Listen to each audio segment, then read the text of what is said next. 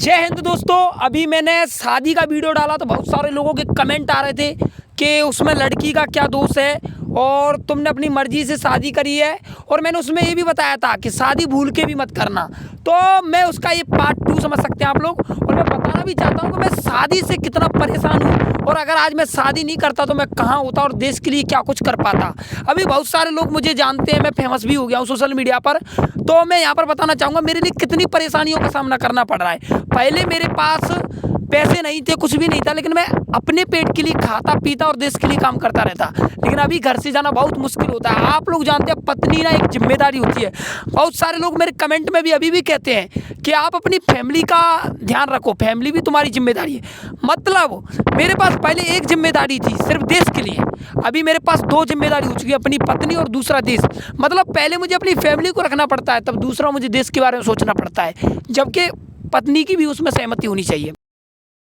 और मैं आप लोगों को हाल ही की घटना बताना चाहता हूं कि आप लोगों को जैसे पता ही है, मैं दिल्ली पे गया, जंतर मंतर जो प्रोटेस्ट चला था हमारा शिक्षा के लिए, एजुकेशन के लिए, उस प्रोटेस्ट में मैं गया था। तो आप लोगों ने मेरा वीडियो भी देखा होगा जो सबसे ज़्यादा वायरल है कि मेरी वाइफ खाना भी नहीं खा रही थी। मतलब वो मेरे को इमोशनली ब्लैकमेल करती है कि आप ऐसा करोगे तो मैं ये कर दूंगी, वो कर दूंगी। मतलब क्या क्या मेरे को झेलना पड़ता है। और उसको ये भी नहीं मालूम कि मैंने वहाँ जाके क्या कमा लिया, मैं कितना फेमस हो गया, देश के लोग मुझे कितना प्यार करते हैं। आज अगर मैं कुछ भी करना चाहूँ तो देश के लोग मेरे साथ खड़े हैं, लेकिन उसको ये समझ नहीं आता। उसको यही समझ आता है आपने वहाँ जाके क्या कर लिया, आपने ऐसे फटे हुए कपड़े पहन रखे थे, आपने ऐसा झोला टांग रखा था। मतलब वो मुझे इन चीज़ों से बहुत ज़्यादा ब्लैकमेल करती है, बहुत ज़्यादा निगेटिव फील कराती है कि आपके पास कुछ भी नहीं है, फटी शर्ट पहन के एक झोला टांग के आप ऐसा चल रहे हो गरीबों की तरह, भिखारियों की तरह। मेरी तो किस्मत ही ख़राब है जो आप मेरे को मिले। और फिर वो मुझे छोड़ भी नहीं सकती क्योंकि गाँव की लड़की है।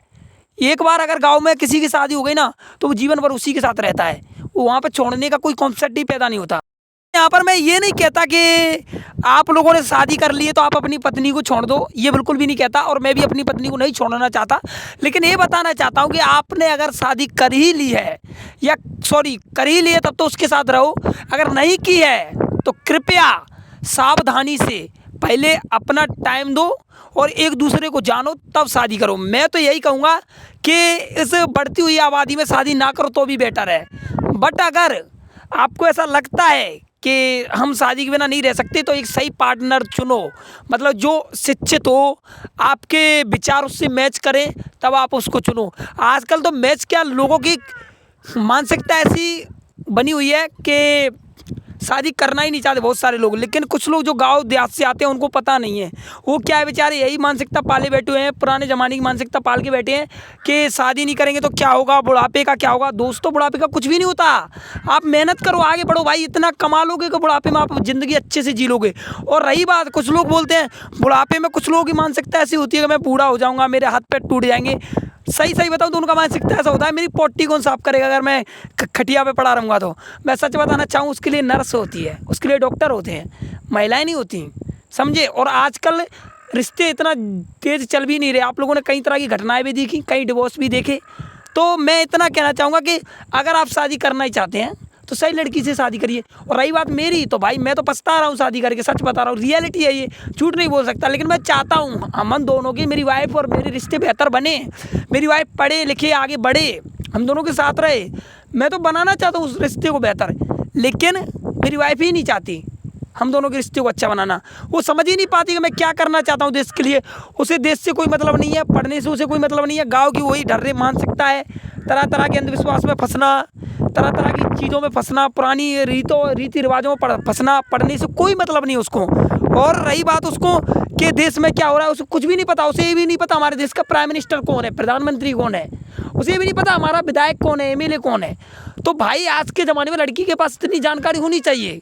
और रही बात, आप लोग कहेंगे कि फिर आपने ऐसी लड़की से शादी क्यों करी। भाई शादी मैंने अपनी मर्जी से नहीं करी, मेरी फैमिली ने मेरी ज़बरदस्ती शादी करवाई। मेरे को जब पता चला, जब उससे मेरी इंगेजमेंट हो गई, मेरी वाइफ का कॉल आया, मैं आपकी होने वाली पत्नी हूँ, मैं आपसे बात करना चाहती हूँ। मैंने बोला मेरी शादी कब हो गई, मेरे तो अभी वाइफ भी नहीं है। उसने बोला तुम्हारी इंगेजमेंट हो गई, मतलब सगाई बोलते हैं गाँव में, वो हो गई, मेरी मगनी हो गई, कुछ भी बोल सकते हैं आप लोग। मेरा रिश्ता जुड़ चुका था तो कुछ लोगों के बीच में। अब वो गांव में ऐसा रहता है कि अगर एक बार बात हो चुकी ना तो उसको टालना ना पत्थर की लकीर है, आपको बहुत पछताना पड़ेगा। और कुछ लोगों ने मेरे को भी सजेस्ट किया तुम्हारी माँ नहीं है, तो तुम्हारे लिए एक पत्नी आएगी तो तुम्हारा सपोर्ट सिस्टम बनेगा, तुम्हारा दुख दर्द समझेगी। हो सकता है तुम्हारे जो देश के लिए जो उद्देश्य है उसे पूरा करने में तुम्हारी पत्नी तुम्हारा पूरा साथ दे। और कुछ लोगों ने ये भी बोला लड़की पढ़ी लिखी है, 11वीं तक पढ़ी है, ऐसा मेरे को कहा गया था। लेकिन जब मेरी शादी हुई तब मेरे को पता चला कि मेरी पत्नी ज़्यादा पढ़ी लिखी नहीं है।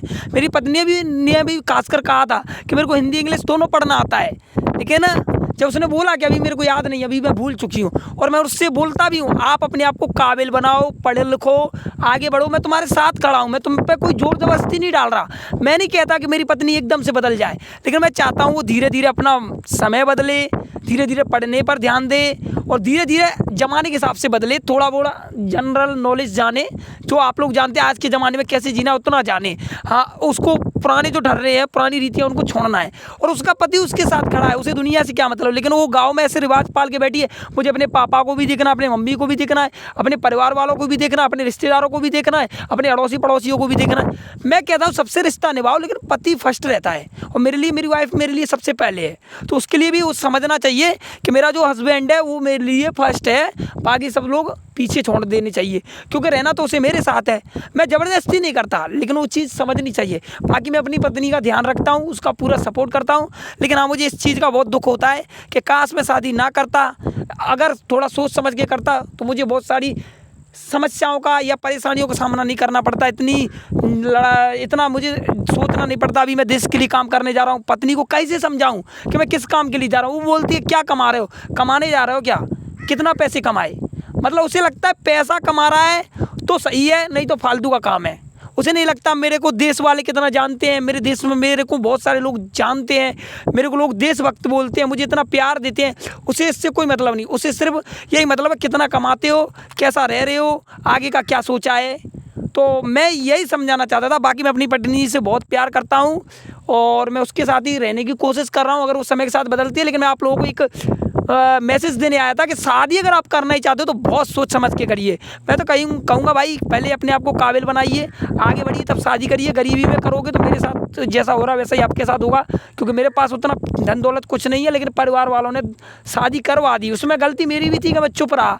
मैं इसलिए चुप रहा कि लड़की ने कहा कि मेरा क्या होगा अगर तुम रिश्ता तोड़ दोगे। तो मैंने किसी लड़की के लिए अपनी भावनाओं को थोड़ा शांत किया और मैंने सोचा शायद लड़की बदल सकती है, ऐसा बोला उसने। लेकिन वो अपने विचारों पे, वचनों पे अभी खरी नहीं उतरी है। हो सकता है वो समय के साथ मेरे साथ रह के बदल जाए, लेकिन अभी कोई उम्मीद नहीं है। तो मैं इतना बताना चाहूँगा लास्ट में से मेरा यही है, शादी करें, सोच समझ के करें। मेरे को इस चीज़ का बहुत पछतावा है, लेकिन मैं आगे बढ़ना चाहता हूँ, देश के लिए काम करना चाहता हूँ। आप लोगों ने इस वीडियो को पूरा देखा उसके लिए दिल से धन्यवाद। जय हिंद, जय भारत।